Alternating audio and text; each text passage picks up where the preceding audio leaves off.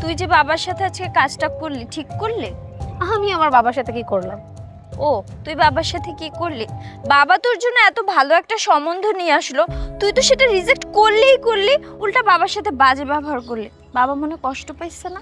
শোন, বাবা তো এখন সাময়িক সময়ের জন্য কষ্ট পেয়েছে, আর আমি যদি ওই ছেলেটাকে বিয়ে করতাম তাহলে তো বাবা সারা জীবন কষ্ট পেত। আর আমি ওই ছেলের ব্যাপারে খোঁজ খবর নিয়েছি, ছেলের টাকা পয়সা বাড়ি গাড়ি সব কিছুই আছে, কিন্তু ছেলের তো চরিত্র ভালো না।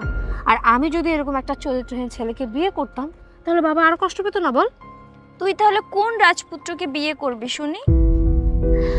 আমি যাকে বিয়ে করব তার চরিত্রবান হতে হবে, সৎ থাকতে হবে, পরিশ্রমী হতে হবে। আমারও তো টাকা পয়সা দরকার নেই, মানুষটা ভালো হলেই চলবে। আচ্ছা দেখিস আবার এমন কাউকে বিয়ে করিস না যা নুন আনতে পান্তা ফুরায়। তাতেও আমার কোনো সমস্যা নেই, যদি সে ভালো হয়, সৎ চরিত্রের হয়, পরিশ্রমী হয়, তাকে বিয়ে করলেও আমি সুখী থাকবো। টাকা পয়সা তো আমার দরকার নেই, মানুষটা ভালো হলেই আমার চলবে।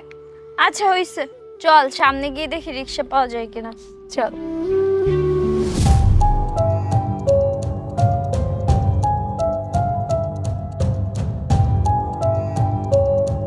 এই যে এই একটা রিক্সা তো আছে এখানে।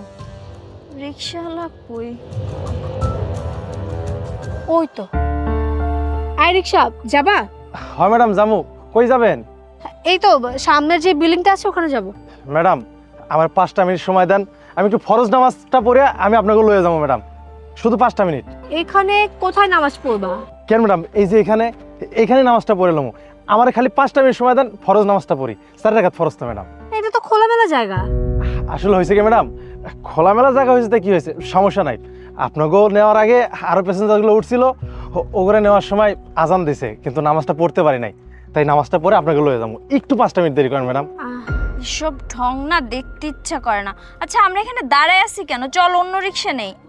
চুপ থাক না তুই। ঠিক আছে, আপনি নামাজ পড়ুন। ধন্যবাদ ম্যাডাম, আপনারা উঠে বসেন, আমি নামাজটা শেষ করে আপনাদের নিয়ে যাইতেছি। আচ্ছা ঠিক আছে।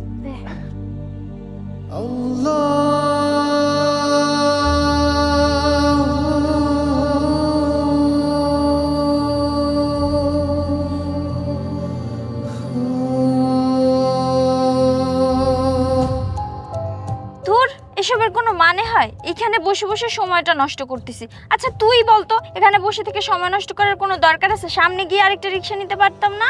শোন, লোকটাকে দেখে আমার সৎ বলে মনে হয়েছে, তাই তো আমি অপেক্ষা করছি। আর তাছাড়া নামাজ পড়তে কতক্ষণ সময় লাগবে? তোর লোকটারে দেখে সৎ মনে হয়ে গেল না? তুই এখানে বসে বসে কেন সময়গুলো নষ্ট করতেছিস? আরে বাবা, একটু অপেক্ষা করলে তোর কি এমন ক্ষতি হয়ে যাবে? একটু অপেক্ষা কর না। ঠিক আছে তুই থাক বসে, কি বলবো আর।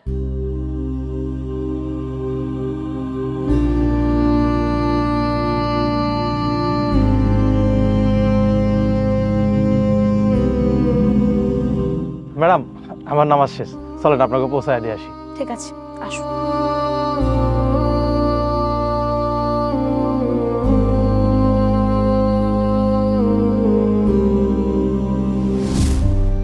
আচ্ছা, আপনি মসজিদ রেখে এরকম খোলামেলা জায়গায় কেন নামাজ পড়লেন?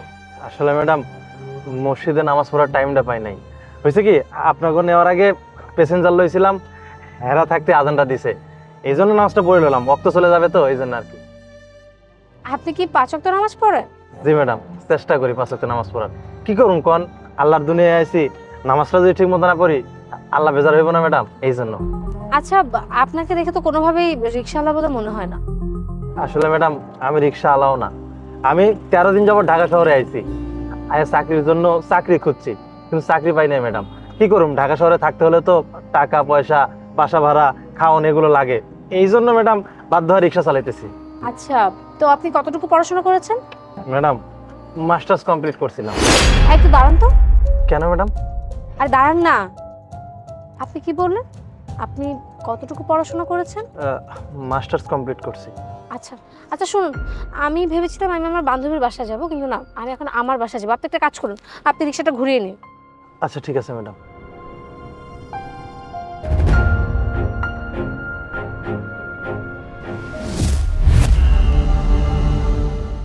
এই বাসার কাছে রাখুন।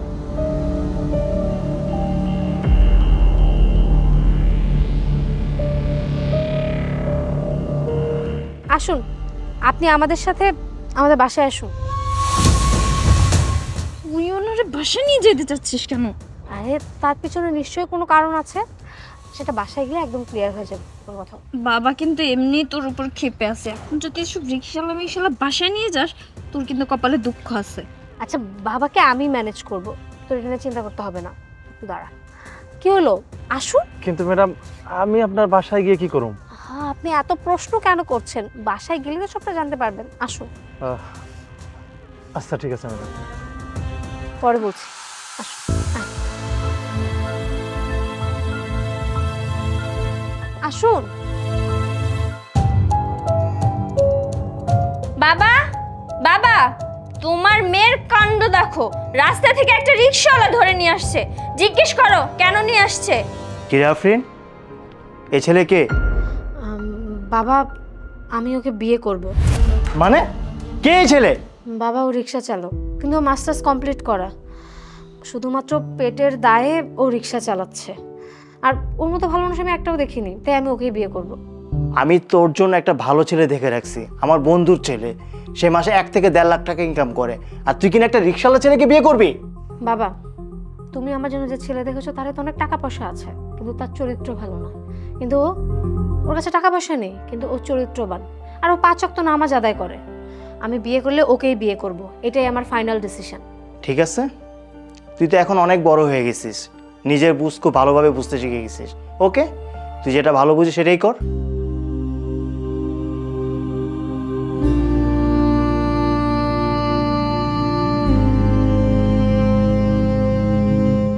আচ্ছা, আপনি আমার মাঝে কি পেলেন বলেন তো?